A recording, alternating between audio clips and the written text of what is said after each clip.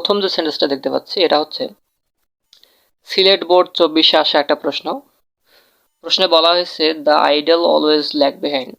That means যে অলসেরা সবসময় পিছিয়ে পড়ে। তো এটা কোন ধরনের সেন্টেন্স সেটা আগে আমরা বোঝার চেষ্টা করবো। এটা হচ্ছে সিম্পল সেন্টেন্স। কিভাবে বুঝতে পারলাম? এই সেন্টেন্সের একটাই সাবজেক্ট রয়েছে, সেটা হচ্ছে দ্য আইডল, এবং একটাই ভার্ব রয়েছে, সেটা হচ্ছে ল্যাগ।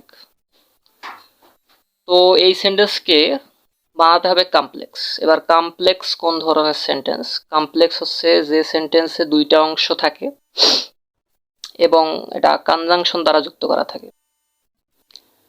তো এই ধরনের সেন্টেন্সকে কমপ্লেক্স বা নিয়মটা কি আমরা মনোযোগ দিয়ে দেখব।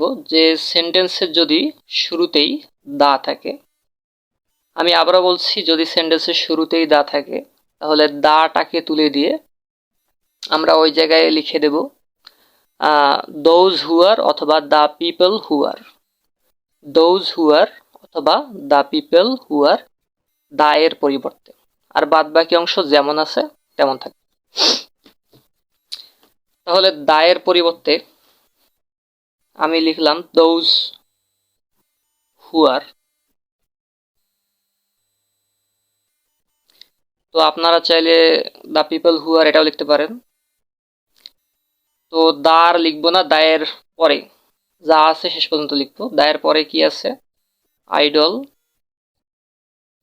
Always lag behind.